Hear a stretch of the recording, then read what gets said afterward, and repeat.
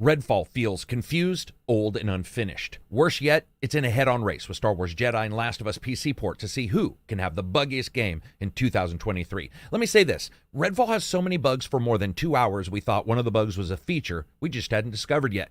Despite a game about vampires versus mankind, Redfall's largest battle is with itself, and with dueling philosophies that never come together. Does it want to be a 4-player looter shooter kind of title? And if it does, its options, presentation, and flexibility go directly against old and new classics in that genre. Or does it want to be a narrative-driven deep world? And in that way, it strangely finds itself looking into a mirror, and instead of seeing no reflection like vampires themselves, it sees all of the older siblings in the form of Arcane's prior titles. And it's just a bloated, unrelenting mess. The tight gameplay and level design and ideals of prior games are ballooned out in this into fattened, empty sections with occasional cool battles, somewhat fun missions, and interesting story elements, but they are so far away from one another that at times you're going to be wondering, what in the hell is anybody doing here? And will we all be dead by the time we actually get to something enjoyable next?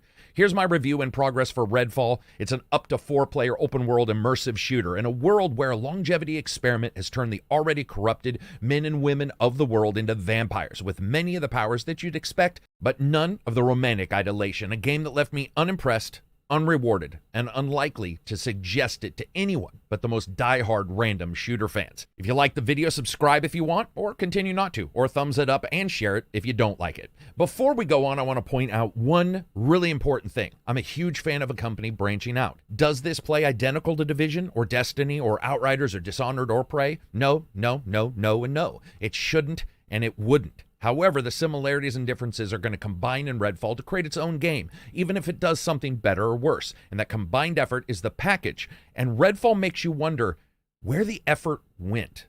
While missing the dreadful fuckery of Outriders' brain-dead story chops and horrendous chopped-up level design like it was created on PCs with 4 gigs of memory, or Division's assortment of spongery in human form, sucking up bullets without so much as a stumble step in later moments, Redfall's attempt at 3 unique groups fighting over a mystical battleground of a town gone sour somehow feels like it figured out the most effective way to make 3 groups fighting over anything as unfun as possible. Redfall's story is about a longevity experiment that's caused what appears to be vampires to overrun the entire countryside. You and up to 3 friends leap into the shoes of characters in the game world, taking out enemies, missions, and all the undead garbage, and upgrading weapons and skills, all in a very typical service shooter kind of format.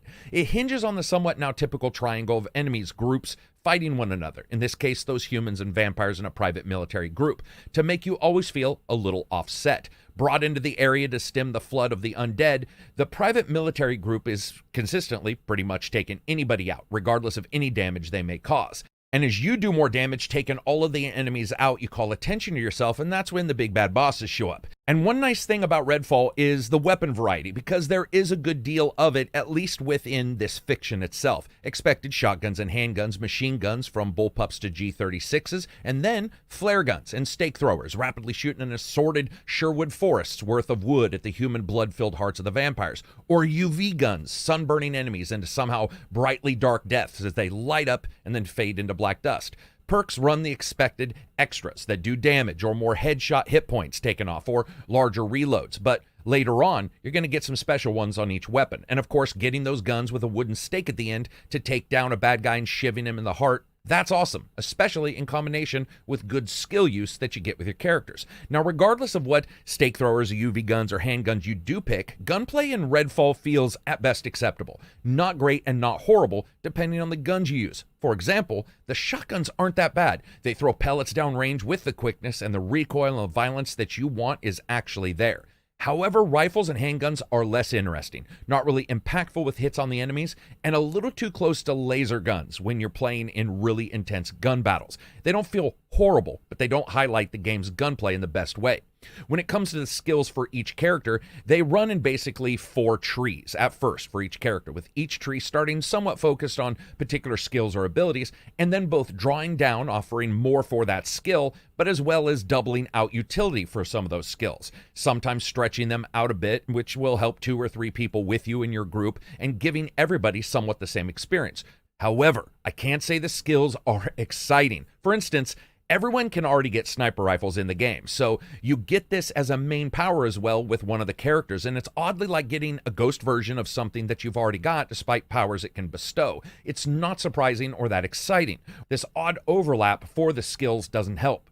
Working for a full hour through a main mission, finding secrets, taking out enemies, and then returning home sucks when you're faced with an upgrade path that includes more ammo can be held for guns, or more ammo can be held for another type of gun. The game's open map, or open world light, with 2 major locations you can go to. The neighborhoods themselves have many houses and huge buildings that you can explore, with side stories, hidden side missions, environmental storytelling, and groups of enemies to take out. This is some of my most enjoyable parts of Redfall for me as a personal experience. However, once you progress in the story a particular part of the way through and go to a new location, you can't go back to the old one. It's another odd decision in a game with a lot of them.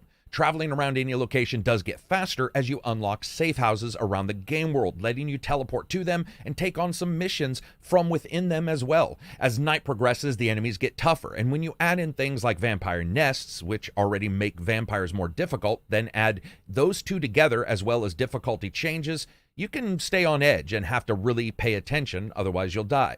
Fighting with the same players and heroes also offers you something awesome, and that's building trust. Successful missions add more and more trust between heroes, giving bonuses to XP or speeding up revives. It's not a bad system. Like much of Redfall, though, it almost never works for very long. While the ideas sound, and sometimes you're going to come out of a battle between 2 groups and you can sneak by or take out the enemies one by one or just clean up the stragglers, the game is a goddamn buggy mess, and every time you try to do something like that, it falls apart. Frequently, the AI has huge issues, getting caught up on rocks, trees, lands, or just standing there dumbfounded like they're surprised that they're even there. Strangely enough, so do you.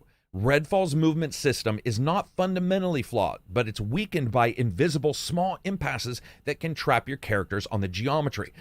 Let me give you an example, and the same one about sneaking around enemies. You try to do so across some rocks, which can find you stuck between 2 very small rocks less than ankle high, running in place, spinning around, trying to find the little bit of nav mesh spot that you can go to let you free from it. And unfortunately, the AI hits this as well. So far, I've found myself generally unimpressed as stretches of enjoyment get whittled away like the vampires you fight until one stake to the heart happens. Whether an enemy's AI glitch or the audio cutting out environmentally for a moment, leaving you in absolute silence, or some other odd issue like a disconnect from the server or the person you're playing with, or the AI grenading itself and its team to death all day, something always pops up. There are times when you'll come up on a military company and their unit is firing guns into the ground in front of you, in front of them, no enemies in sight. Or 2 enemies are shooting each other from 3 feet away, not hitting one another. Or spawning in and then despawning, then respawning over the top of one another. This continues with all sorts of other glitches. Sometimes, if you use a sniper rifle, the scope will be applied to every other gun in your inventory, from handguns to flare guns to UV guns, many times making it hard to aim and looking ridiculous. Other times, the entire weapon model is just going to disappear and never come back. While the world of Redfall is generally open, letting players move across those locations in whatever way they want, side and collectible missions that you can have, and fast travel, returning to the quest giver's main locations to further the main story as well, it never feels like a place you really want to stretch forth and explore. And when you do, regardless of your settings, it never runs that good. And let's talk about those settings. Arcane's games have always had a graphical flair to them, a feel to them, almost like clay sculptures look, especially with Dishonored, or the high fidelity but still artistically unique look of Prey, which is why most of the time Redfall is fundamentally disappointing from a graphical side. It's not that it doesn't look as good as Prey, because it doesn't most of the time. It can look worse than Dishonored though, which is a game series a full generation older. And this is where the artistic choice really hurts them. Low detail vehicles are one thing, but sparse world design is another. And it means that even gaps in locations don't have that lived-in apocalypse chic of Division 2, and it's just a mess of the end of the world. Instead, it feels like stretches of low detail landscape that isn't visually interesting to travel through before you get to the next inevitable enemy group of 5 people standing at a park table. This unique idea for artistic delivery isn't exactly reflected on the characters, which I didn't dislike their look.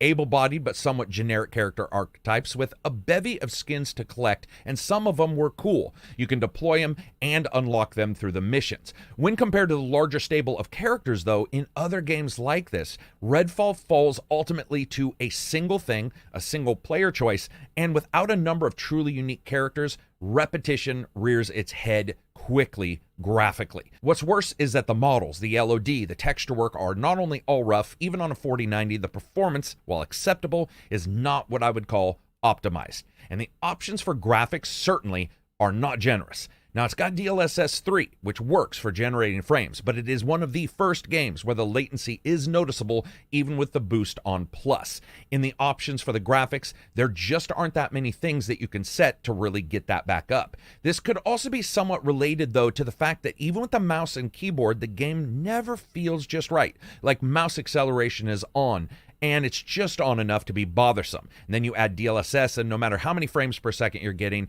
it does not feel responsive. Strangely enough, Redfall also goes for a very unique way in delivering most story missions, with no moving characters in the cutscenes, but instead odd freeze frames, almost like comics. I like the idea. It's got some great voiceovers there. I don't mind the style, but it doesn't do Arcane any favors in making the game look current. While we know the console version is shipping with 30 FPS mode and supposedly a 60 FPS mode later, it starts to make sense when you see how well or not well this runs on high-powered systems. It is a title that doesn't look great and really doesn't run great. Luckily, its audio presentation, at least in some categories, isn't bad, and they do help the gameplay. For example, the presentation for audio, especially ambient audio and environmentals, do a good job to help build suspense. Whispers and demonic voices filtering to you down stairwells, or hearing enemies thunderfooting their way across the broken ceiling above you, that's actually incredibly tense. Firing off shots, sending characters bouncing across the levels, and hammering out the electricity, explosive, and other environmental traps is all handled really well. Musically, Redfall is a very odd choice, though, and I can see it pretty much having no real middle ground if someone likes it or not. It's a mix of strange, almost hip-hop beats with occasionally more expected tracks. It's certainly a very bold choice. Nevertheless, it actually brings up one particular interesting facet of musical design in the game, and it does hurt it a little bit. Audio cues can be increasingly difficult to really understand due to the occasional musical switches and the style that they have chosen. Vocally, I liked it. I think all the vocals are fine. It is very cheesy at times, and other times not at all. It's got a good story, and that story and the beats that it delivers can be haunting. I had no problem with the voice. You just have to remember that this is the writing on the bee vampire territory. And when you collect all that together, and when I jumped in, this code coming in late for reviewers, and it may take longer to really glean the deep gameplay of Redfall, it's how it all came together, or didn't, that I started to notice I wasn't really enjoying myself. Like any trip, the destination is one part, but if the voyage itself is not that enjoyable, the entirety is brought down. Redfall's largest battles can be highly enjoyable, and the way missions are unlocked on the side is very rewarding. I felt surprised sometimes finding a story mission or being rewarded with finally opening some location by tracking down the story hints to a mission quest that weren't necessarily 1, 2, 3. I love that kind of stuff. Facing off against a vampire and its bosses getting more and more difficult is a test of ability, depending on the level of difficulty you chose, as well as good planning, especially when groups that you face end up building out with vampires that suck your energy, or a shield by spinning power spheres, and backed up by human sycophants in body armor wielding the same hardware you are. There's a growing number of times when it feels like a groggy morning, when this bit of fog is around everything, pre-coffee, where sometimes you're just sitting there going, what exactly is happening? Nothing necessarily makes sense. And then one more bug interrupts a mission, when you have to truck through the same location for the 5th time with no enemies in it, and nothing of note really offsets that run. That's when Redfall feels ultimately, completely, utterly confused with what it wants to be. At this point, this is a review in progress because I haven't beat it, and the review came late for a lot of people. The core fundamentals of Arcane games I like are here fighting against the expectation of both Arcane's games as well as the caricature-like status of games as a service. Now, they have stated that they're going to make it so that you don't have to connect online. That was actually the least of all the problems I dealt with. Overlaying Arcane's design to filter deep story and that world narrative to the gamer through primary narrative elements reinforced by secrets and double meanings and all of that Lost style mystery box kind of thing, they are at odds and never come together. Luckily, this is a Game Pass game, so if you got Game Pass, you can jump in and do this, but I gotta say, this is one more game that's been disappointing, whether it be Jedi, or whether it be The Last of Us remake. There are a lot of these titles that just aren't coming together, whether it be technically or whether it be gameplay-wise. This is one that doesn't come together really as both. So anyway, that's it for me. I hope you guys like the video. If you do, give it a thumbs up. If you don't, give it a thumbs down. I'll update this later, whether, like I said, a video or a podcast. Peace out. Join the Patreon if you want.